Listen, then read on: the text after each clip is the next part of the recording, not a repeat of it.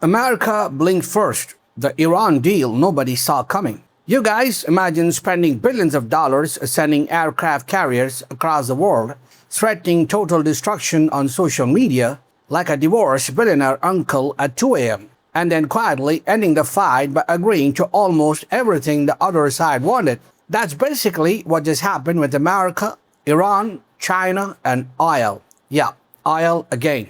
Because apparently every major geopolitical crisis eventually turns into who controls the gas station.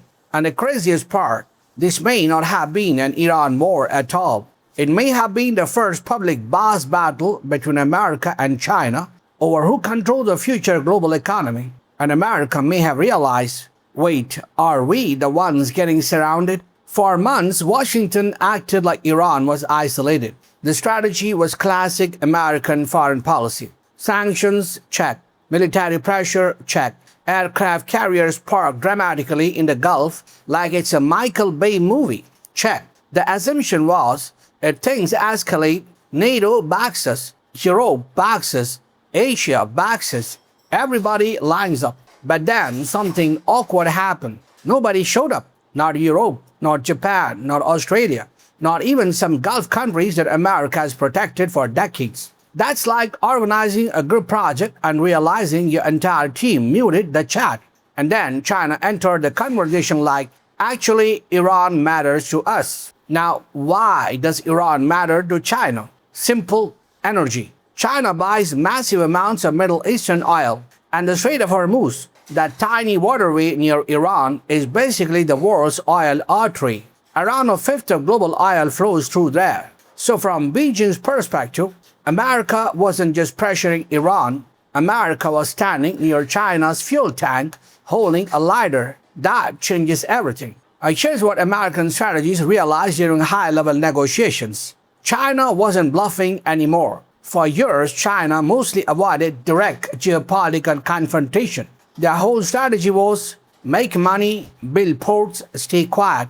But now, China is openly signaling, if our economic interests are threatened, we will step in. That is a gigantic shift, because America is used to being the only country that can say, hey, maybe don't do that. Now China is saying it too. That's why the situation became terrifying for Washington, because the nightmare scenario isn't Iran, it's America versus China through Iran. And suddenly, the White House had to ask, do we really want World War III over enriched uranium and tanker routes? That's when the tone started changing fast. Have you noticed how governments always change vocabulary when things go badly? At first it was total pressure, maximum force, complete surrender. Now suddenly it's constructive dialogue, regional stability, mutual understanding.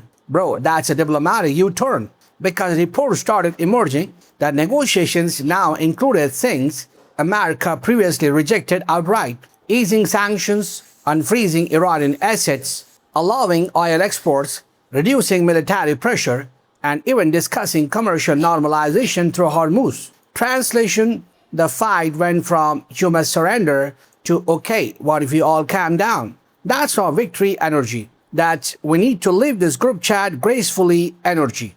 Look, every modern war eventually reveals its true identity. And this one, it's about control of global energy markets. America wants the dollar to remain the king of oil trade, because the entire global financial system is built around one major assumption. Oil is equal to dollars. That's a famous petrodollar system. But countries like China, Russia, Iran, and even BRICS nations have been slowly asking, what if we trade without the dollar? And that is where Washington starts sweating through its expensive suit. Because if major oil producers start accepting yuan, local currencies, or even crypto, America loses one of its biggest superpowers, the ability to financially control the global system. That's why this Iran situation became bigger than missiles. It became about the future of money itself, which sounds dramatic because it is dramatic. And then comes India. America suddenly started acting toward India the way Netflix acts toward password sharers. Please stay with us, we can work this out. Why? Because India is one of the world's biggest energy buyers. Huge market, huge population, massive strategic value. If America keeps India close economically, it slows down the China, Russia, Iran economic alignment. That's why US officials suddenly started talking about historic partnership, strategic trust, and shared democratic values, which in geopolitical language means, please don't join the other team. And India knows this. India is basically sitting at the geopolitical poker table like, interesting, everyone suddenly needs me. Now, here's the part nobody in Washington wants to admit publicly. Americans are exhausted. After Iraq, Afghanistan, Ukraine funding debates, economic inflation, the average American hears another Middle East conflict and reacts like, bro, I can't even afford eggs. And inside Congress, even some Republicans started questioning escalation. That matters because wars are easy to start when patriotism is high. They become very difficult when voters start asking, so what exactly did we gain? That pressure changes policy fast. Now, before people start screaming in the comments, no, America is still the strongest military power. Yes, obviously. But geopolitics isn't just about who has the biggest military. It's about leverage, alliances, economics, perception. And the perception right now is dangerous for Washington. China looks more confident. Iran survived. Russia stayed influential. Gulf countries are hedging. BRICS discussions are growing. And America looks overstretched. That doesn't mean America is collapsing. It means the unchallenged unipolar moment may be ending. And Washington knows it. That's why this possible Iran agreement matters so much. Because this isn't just about ending a conflict. It's about America trying to reposition itself before the entire global order changes underneath it. And honestly, this whole situation proves something hilarious about world politics. Every country talks like a superhero until oil prices go up. Then suddenly everybody becomes a therapist. We need stability, we need dialogue, we need peace. Yeah, because global diplomacy is just capitalism with missiles.